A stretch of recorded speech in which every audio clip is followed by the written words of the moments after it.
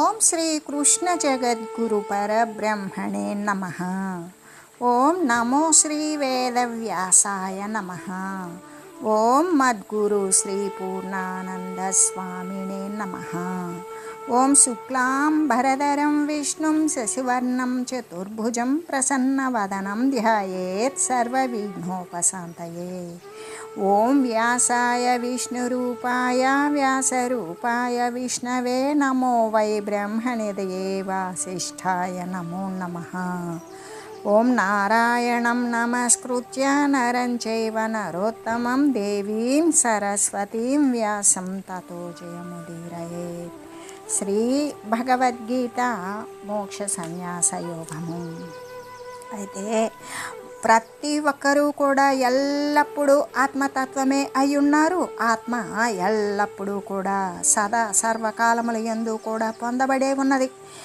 అయినప్పటికీ అజ్ఞాన కారణము చేత పొందబడనట్లుగా ఆత్మస్వరూపము కానట్లుగా వారు ఈ ఇంద్రియ సంఘాతమైనటువంటి దేహాలుగానే భావిస్తూ ఉంటారు. ఎందుకు? ఇదంతా అజ్ఞాన కారణమే. ఆ అవిద్య గనక తొలగిపోయిందో, ఆ అజ్ఞానము నశించిపోయిందా, ఏ విధంగా మళ్ళీ కూడా తన యొక్క ఆత్మతత్వాన్ని తాను పొందినట్లుగానే గోచరిస్తుంది అనే శ్రీ శంకర భగవత్పాదులు తెలియజేసినట్లుగానే ఆత్మ సర్వజీవులకు కూడా స్వాభావికంగా స్వతసిద్ధంగా ఉండే ఉన్నది. అసలు ఆత్మస్వరూపులే అయి ఉన్నారు. కానీ అది మరవబడింది గురువాక్యము చేత. అంటే ప్రతి ఒక్కరము కూడా పరమాత్మ స్వరూపులమే. కానీ పరమాత్మ స్వరూపులము అనే విషయం మనకి మరుపుకు వచ్చింది. దాని ద్వారా మరి మళ్ళీ కూడా అదే గుర్తు రావాలి, మన స్వరూపాన్ని గురించి మనం తెలియబడాలి అన్నప్పుడు గురువాక్యము చేత తిరిగి ఇప్పుడు మళ్ళీ కూడా జ్ఞాపకం చేసుకోవలసి ఉన్నది. జగద్గురు అయినటువంటి శ్రీకృష్ణ పరమాత్మ అదే కదా మనందరికీ జ్ఞాపకం చేస్తూ ఉన్నారు. అదే కదా స్మృతి. గుర్తు తెచ్చుకోవడం ఏదైతే ఉంటుందో అదే స్మృతి. దీనిని బట్టి సర్వజీవులు కూడా నాశరహితమైనటువంటి చావు పుట్టుకులు లేనటువంటి ఆత్మస్వరూపులే అని కేవలము అజ్ఞాన ప్రభావము చేత మాత్రమే ఆ సంగతిని మరిచిపోయి తాను ఇంద్రియాలతో కూడినటువంటి దేహము అని తలంచి వ్యర్థంగా దుఃఖిస్తూ ఉన్నారు అని కదా తేలుతూ ఉన్నది విచారణ ద్వారా. కాబట్టి అనుభవజ్ఞులైనటువంటి మహనీయుల యొక్క బోధ చేత, గీతాశాస్త్ర విచారణ చేత ఆ మరచిపోయినటువంటి నిజరూపాన్ని ప్రతి ఒక్కరూ కూడా అర్జునుడు ఏ విధంగా గీతాబోధ వల్ల తన యొక్క స్థితిని మళ్ళీ తిరిగి జ్ఞప్తికి తెచ్చుకున్నాడో, అలాగే ప్రతి ఒక్కరూ కూడా తమ యొక్క నిజమైనటువంటి ప్రభావాన్ని మహిమను గుర్తెరగాలి. ఎప్పుడైతే తెలిసి ఉంటారో, అటువంటిది గుర్తు తెచ్చుకున్నారో, ఇక శోకము నుండి విముక్తత్వాన్ని పొందగలిగి ఉంటారు కదా అని చెబుతూ సద్గురువుల యొక్క అనుగ్రహానికి ఆధ్యాత్మ రంగంలో అయితే గొప్పదైనటువంటి వెలకట్టలేనటువంటి స్థానమే ఉన్నది.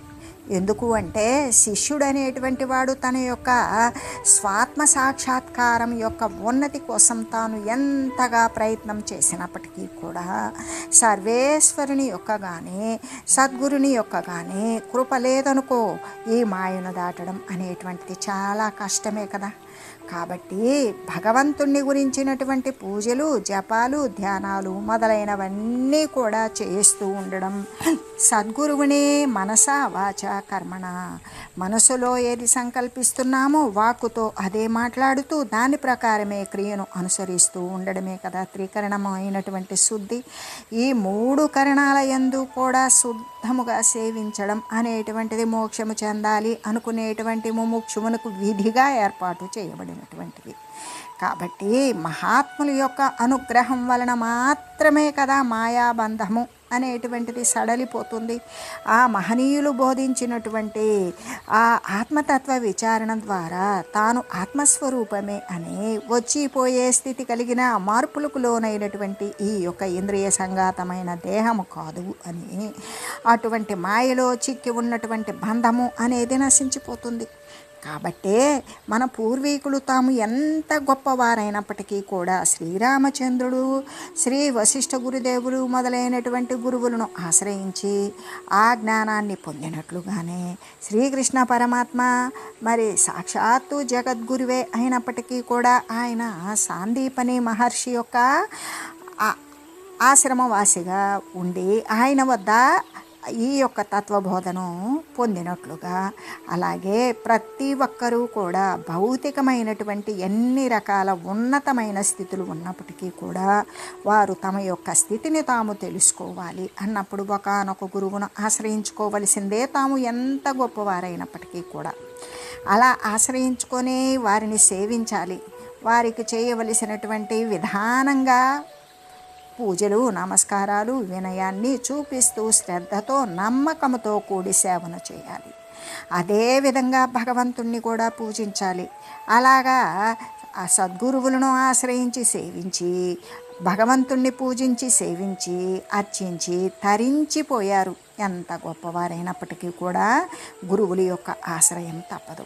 ఎక్కడ కూడా అర్జునుడు తనకు అజ్ఞానం నశించడం కోసం గురువైనటువంటి శ్రీకృష్ణుని యొక్క అనుగ్రహం వలననే కదా అవన్నీ కూడా నాకు చేకూరినవి అని విస్పష్టంగా తెలియజేశారు అని చెబుతూ, అంటే శ్రీకృష్ణ పరమాత్మను గురించి మనం ఏ విధంగా ఆయన చేసినటువంటి చైతన్య నాదం గురించి ఒకంత స్పష్టంగా తెలియజేసుకుందాం. ఎలాగంటే గోవిందుడు చరించినటువంటి బృందావనమే కదా పుణ్యక్షేత్రం. శ్రీకృష్ణ పరమాత్మ క్రీడించినటువంటి యమునా తీరం పుణ్యతీర్థం. అలాగే గోపాలునితో ఆడిపాడినటువంటి గోపీజనులంతా కూడా కృతపుణ్యపుంజులే. కేశవుణ్ణి కీర్తించేటువంటి జీవులే కదా పుణ్యజీవులు. అందుకే గానం అనేటువంటిది ఆనందానికి గుర్తు.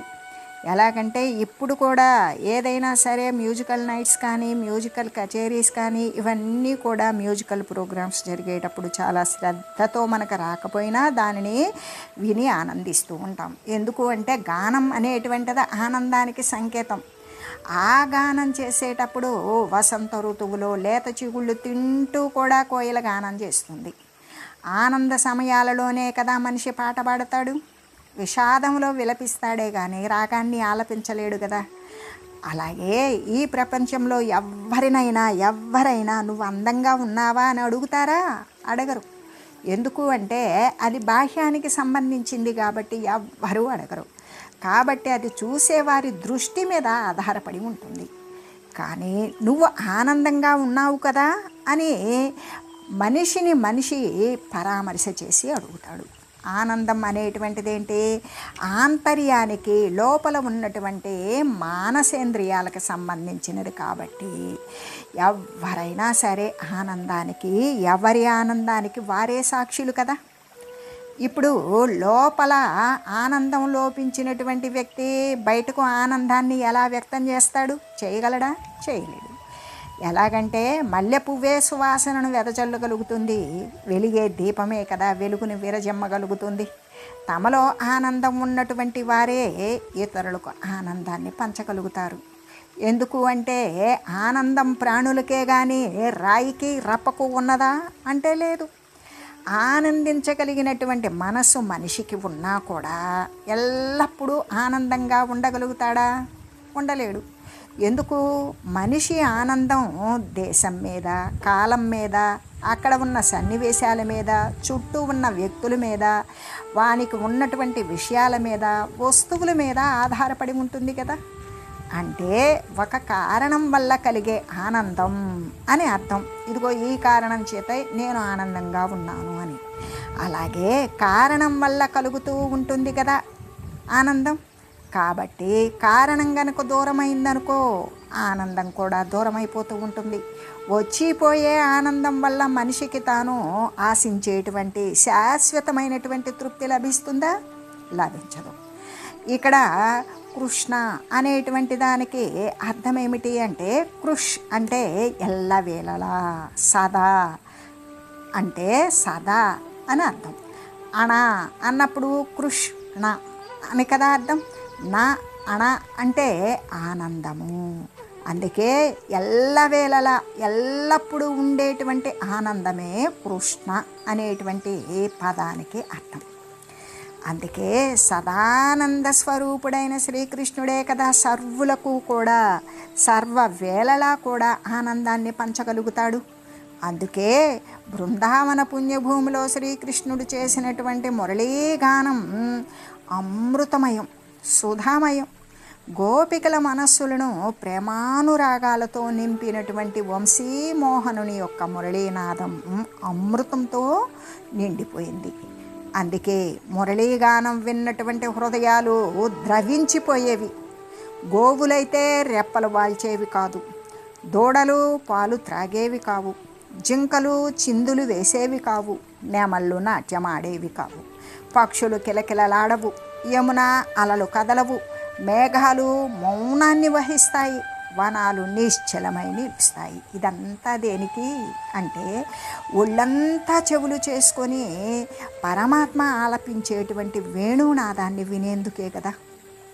అంటే రోజు శ్రీకృష్ణుని పెదవుల యొక్క అమృతాన్ని కురోలుతూ చల్లని ఆయన యొక్క చేతి స్పర్శను నోచుకున్నటువంటి మురళి అయితే పుణ్యజీవి కదా. ఊదితే పెదవులపై ఆడుతూ, చేతులతో ముచ్చటగా కదులుతూ, ఓదకుంటే మొలలో ఒదిగి ఉండేటువంటి మురళి శ్రీకృష్ణుని యొక్క దివ్యమైన దేహాన్ని క్షణమైన ఎడబాయనటువంటి ధన్యజీవి కదా. ఆనాటి మురళీగానం నేడు లేదా అంటే నేడు ఉంది. హృదయము అనేటువంటి బృందావనంలో వినబడుతూనే ఉంది. భక్తుల యొక్క గుండెలలో ప్రేమ గీతంలా వక్తల యొక్క మాట్లాడేటువంటి వారి గొంతులలో గీతా సందేశంగా ఈనాటికి కూడా ప్రపంచంలో ప్రతిధ్వనిస్తూనే ఉంది కదా. అందుకే అంటే వినగలిగినటువంటి వీణులలో వినిపించమని, చూడగలిగినటువంటి కన్నులలో కనిపించమని సామగానలోలుని నందగోపబాలుని మనసారా ముదమార పిల్లను గ్రోవిని బోధమని పిలుస్తూ ఉన్నారు పూజ్య మహనీయులైనటువంటి వారు. గాలికి చెట్లు వింజామరలు వేస్తాయి, పూలవానలు కురిపిస్తాయి, పూల సువాసనను గాలి మోసుకుని వెళ్తుంది, దూర సందేశాలను కూడా తీసుకుని వస్తుంది. ఆ శ్రీకృష్ణ పరమాత్మ విరహంలో తపించే గోపికలకు మురళీ మధురనాదం వినిపిస్తే చాలు. ఇక వారు ఏ విధంగా అంటే మురళీనాదంతో శృతి కలిపి అందంగా అడుగులు వేస్తూ యమునా తీరానికి తరలి వచ్చేసేవారు కదా. వినిపించే మురళిని వెంబడిస్తూ కనిపించని కృష్ణుణ్ణి వెతుకుతూ అలసి సొలసిపోయేవారు, ఆర్తితో పిలిచేవారు, విరహగీతాలు ఆలపించేవారు. గోపికల అలంకారం శ్రీకృష్ణుని కోసమే, గోపికల అనురాగము శ్రీకృష్ణుని పైనే. కృష్ణుడు వచ్చాడు అనేటువంటి మధుర వార్తను గోపికలకు అందించి తీరా వారు పరుగు పరుగున వస్తే మురళి కానీ కృష్ణుడు కానీ ఇరువురు కూడా కనబడకుండా, ఎవ్వరికి కనబడకుండా వెదురు పొదల్లో దాగిపోయేవారు. అంటే రేయి పగలు కూడా శ్రీకృష్ణుని యొక్క పదసరోజాల చుట్టూ పరిభ్రమించే భ్రమరాలే కదా. ఆ యొక్క భ్రమరాల్లాగానే గోపికల హృదయాలు కూడా ఉన్నవి. మరి మురళి ఊరుకుంటున్నా వారిని పిలిచేందుకే కానీ పిలిస్తే పలికేందుకు కదా అని ప్రశ్నిస్తూ ఉంటారు. అయితే ఎలాగంటే ఇప్పుడు జాలరి ఏం చేస్తాడు, జాలరి యొక్క వల చేపలన పడుతుంది కదా. ప్రేమ వల పరమాత్మను బంధిస్తుంది, భక్తితో కూడినటువంటి ప్రేమ వల. భగవంతుణ్ణి పట్టేందుకే భక్తులు నామంతో వలను పన్నాలి. అంటే ఆ వలను కూడా చిక్కగా అల్లాలి. ఎందుకు అంటే రంధ్రాలు ఏమాత్రం పెద్దగా ఉన్నా చేపలు జారిపోతాయి, అలాగే భగవంతుడు కూడా జారిపోతాడు అనే ఆ నామం యొక్క విశిష్టత్వాన్ని ఒకప్పుడు అందంగా వివరించారు మహనీయులు.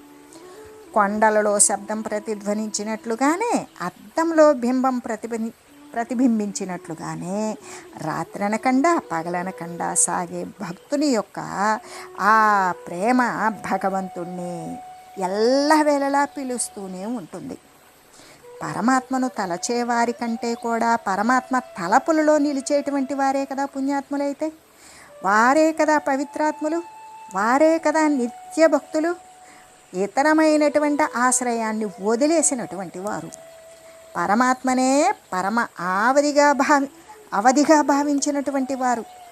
అయితే శ్రీకృష్ణుని యొక్క చైతన్యవంతమైనటువంటి వేణునాదం లోకాలను మొత్తాన్ని కూడా మోహింపజేస్తుంది.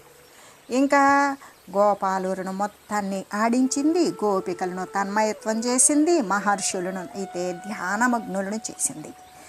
అయితే విరహంలో తపించే గోపికలకు మధురనాదాలు వినిపించిన వేణువు ఏదో కాదు, అదే కదా వేదనాదము. ఉపనిషత్ విజ్ఞాన భాండాగారమే అని వేణుగానం యొక్క తాత్వికమైనటువంటి రహస్యాన్ని విప్పి తెలియజేస్తూ ఉన్నారు మహనీయులైనటువంటి వారు. ఎక్కడికో వెళ్ళి భగవంతుణ్ణి ఆరాధించాలని, ఏదో చేసి తన భక్తిని వ్యక్తం చేయాలని భక్తుడు నిరంతరం ఆరాటపడుతూనే ఉంటాడు. అయితే పరమాత్మ నా ఉనికికి ఆధారమైనటువంటి భగవంతుడు నా హృదయంలోనే దర్శించదగినటువంటి వాడు. అంటే నాకన్నా ఇతరమైనటువంటి వ్యక్తులను మెప్పించేందుకే పరామర్శలు కానీ ప్రదర్శనలు కానీ అవసరం. భగవంతుడు సాక్షాత్తు ఎవరు? నా స్వరూపమే. నాకన్నా వేరు కాని వాని నుండి తలపులను దాచడం సాధ్యపడదు కదా. నాకన్నా ఇతరంగా లేనటువంటి వానిని చేతలతో మెప్పించడం వీలు పడుతుందా? పడదు. ఉన్నది తానే. ఈ నేను ఆ తానే అనేటువంటి ఈ నేను తానే అన్న ఎరుక ఏదైతే ఉంటుందో అదే కదా అన్ని సాధనల యొక్క ఫలము. సర్వశాస్త్రాల యొక్క తాత్పర్యం కూడా అదే కదా. అంటే పంచేంద్రియాలు, చెవి, చర్మము, కన్ను, నాలుక, ముక్కు మొదలైనటువంటివి, ఈ జ్ఞానేంద్రియాలు, మనసు, బుద్ధి అనే ఈ 7 కూడా రంధ్రాలతో కూడుకున్నటువంటి ఈ దేహమే ఆ పరమాత్మ వాయించేటువంటి వేణువు. అజ్ఞానం అహంకార రూపంలో ఈ 7 రంధ్రాల గుండా కూడా కూడుకున్నటువంటి ఈ దేహమే వేణువు. అయితే ఈ అజ్ఞానము అహంకార రూపంలో ఈ 7 రంధ్రాల ద్వారా కూడా కనబడుతూ ఉంటుంది. అహంకారం కారిపోయి వేణువు ఎలా ఖాళీగా ఉండి మంచి స్వరాన్ని అందిస్తుందో అలాగే నేను ఖాళీ కాగలిగితే ఈ 7 రంధ్రాల ద్వారా సప్త స్వరాలను పూరించి విశ్వమోహన వేణుగానాన్ని శ్రీకృష్ణ పరమాత్మ నా ద్వారా ఆలపిస్తాడు అంటూ, నేనంటూ నాదంటూ మిగలకుండా మురళిలా ఖాళీ కాగలిగితే మన నుండి వ్యక్తమయ్యేటువంటి ప్రతి భావన కూడా, ప్రతి కర్మ కూడా అది అంతా శ్రీకృష్ణునిదే అనే పరమ సత్యానికి మన పూజ్యులైనటువంటి మహనీయులు గురుదేవులే కనుక మనకి ప్రత్యక్షమైన నిదర్శనం. కళ నుండి మేల్కొన్నవాడికి కళలోని విషయాలు వేధిస్తాయా? వేధించవు. జ్ఞానోదయంలో మేల్కొన్నవాడికి అజ్ఞాన చీకట్లు బాధిస్తాయా? బాధించవు. త్రాడుని త్రాడుగా చూచిన వానికి పాము భయం ఉంటుందా? ఉండదు. నేనే దేవుడను, నేనే ఆ పరమాత్మ స్వరూపాన్ని అని ఎరిగినటువంటి వాడికి జీవభ్రాంతి ఉంటుందా? లేదు. భ్రాంతి దూరమైనటువంటి వాడిలో భయశోకాలకు తావు కూడా లేదు. ఎంత దీర్ఘస్వప్నమైనా సరే, ఎంత పెద్ద కళ అయినా సరే మేల్కొన్న క్షణాన అది లేకుండా పోతుంది, అదృశ్యం, కనబడదు. ఎన్ని జన్మల అజ్ఞానమైనా సరే జ్ఞానం కలిగిన క్షణాన మటుమాయమైపోతుంది కదా. ఎలాగంటే వెదురు పొద నుండి ఖండింపబడి కలుగులకు బలి అయిపోయి అనేక బాధలకు గురి అయినటువంటి మురళి కూడా అది వెదురు పొదల నుండి, వెదురు కర్రే కదా ఆ మురళి. అంతేకాదు 7 రంధ్రాలకు కూడా బలి అయిపోతుంది. అనేక బాధలకు ఓర్చుకున్నటువంటి మురళి ఆ మురళీనాథుని కరకమలాలలో ఒదిగిపోయినటువంటి క్షణంలో తన బాధనంతా మరిచిపోతుంది కదా. ఆయన మృదు మధుర స్పర్శలో పరవశిస్తూ పడినటువంటి బాధలన్నీ ఇందుకేనా, ఈ హాయికేనా అని మురిసిపోతుంది కదా. మురళీ బాధను నశింపజేయడానికి శ్రీకృష్ణ పరమాత్మ చల్లగా ఊదుతాడు. పడినటువంటి బాధను మాన్పడానికే ఆయన యొక్క తన అధరామృతాన్ని అనుగ్రహిస్తాడు. అందుకే ప్రారబ్ధ ఫలంగా బాధలు సంక్రమించినవనుకో పరమాత్మ యొక్క అనుగ్రహ ఫలంగా బోధలు కూడా సంప్రాప్తిస్తాయి. బాధలలో విధిరాతలు మాయమవుతాయి. వేదాంత విజ్ఞానంలో సంచితము ఆగామితో కూడుకొని ప్రారబ్ధ కర్మలు కూడా అదృశ్యం అయిపోతాయి.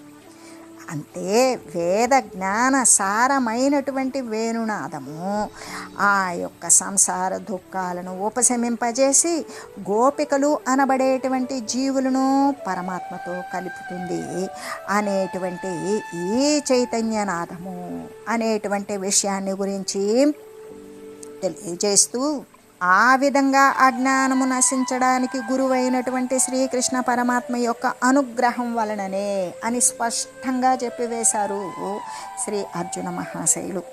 అంటే అచ్యుత అంటే తన భక్తులను సంసారమునందు చ్యుతులు కాకుండా తప్పించేటువంటి వాడు కాబట్టే శ్రీకృష్ణుని పరమాత్మకు అచ్యుతుడు అనేటువంటి పేరు వచ్చింది.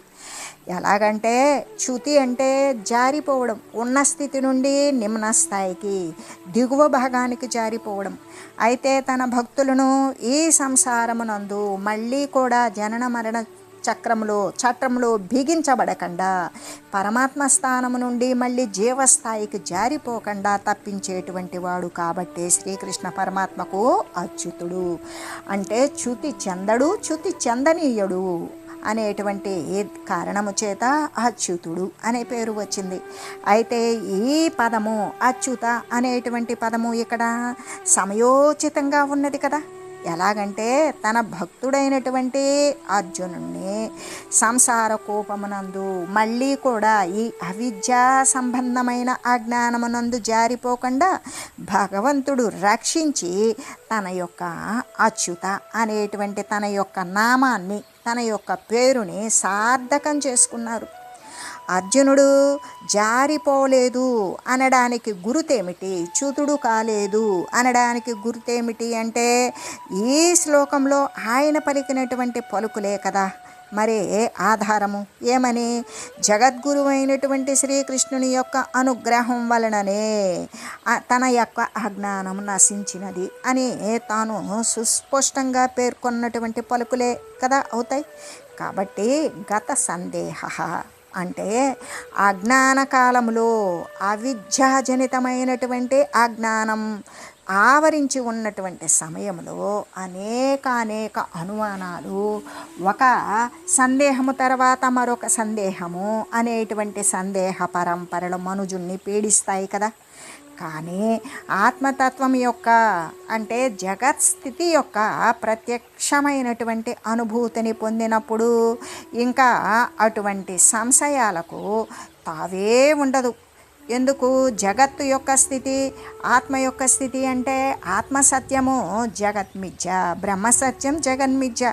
ఆత్మతత్వము నిత్యము, సత్యము, శాశ్వతము, ఎల్లవేళలా కూడా సదా సర్వత్రా సర్వవ్యాపకమై పరిపూర్ణమై అచలమై ఉన్నటువంటిది ఏ ఆత్మతత్వం. అదే జగత్తు యొక్క స్థితి అయితే అది జాయతే గచ్చతే ఇది జగత్తు, వస్తుంది పోతుంది. ఆ వచ్చినాక అనేక మార్పులకు లోనవుతుంది పోతుంది, అంటే పుడుతుంది చస్తుంది. ఇలా పుట్టి చచ్చేటువంటి అనేక ఉపాధుల యొక్క అది వృక్షాలు, కీటకాలు, మనుజులు, జంతువులు, పక్షులు ఇలాంటివన్నీ కూడా 84 లక్షల జీవరాశుల యొక్క మరి ఉత్పన్న పతనాలు ఏవైతే ఉన్నవో అదే జగత్తు. ఆ జగత్తు యొక్క ప్రత్యక్ష అనుభూతిని పొందినప్పుడు ఇది అస్థిరమైనటువంటి వస్తువు అనేటువంటి అనుభూతిని పొందినప్పుడు ఇంకా అటువంటి సంశయాలకు తావుంటుందా? ఉండదు. మళ్ళీ ఇప్పుడేమవుతుందో అప్పుడేమవుతుందో, నేను తరిస్తానా, ఆత్మ అంటే ఏమిటి, జీవుడంటే ఏమిటి అనేటువంటి అజ్ఞాన కాలంలో ఉన్నటువంటి సందేహ పరంపరలు ఆ ఆత్మతత్వం యొక్క అనుభూతి, జగత్తు స్థితి యొక్క ప్రత్యక్ష అనుభూతిని పొందినప్పుడు ఇంకా అటువంటి సంశయాలకు తావే ఉండదు కదా. అని చెబుతూ ఇంకా కూడా ఉపనిషత్ వాక్యం అయితే ఈ విషయాన్ని, ఈ సత్యాన్ని రుజువు చేస్తూ ఉన్నది. భిద్యతే హృదయ గ్రంథిశ్చిద్యంతే సర్వ సంశయా క్షీయంతే చాస్య కర్మాణి తస్మిన్ దృష్టి పరావరే అనేటువంటి ఉపనిషద్వాక్యం కూడా ఈ నిజాన్నే ప్రమాణీకరిస్తూ ఉన్నది. అంటే కరిష్యే వచనం తవ, రోగికి ఆరోగ్యం కలిగిన దానికి గుర్తేమిటి?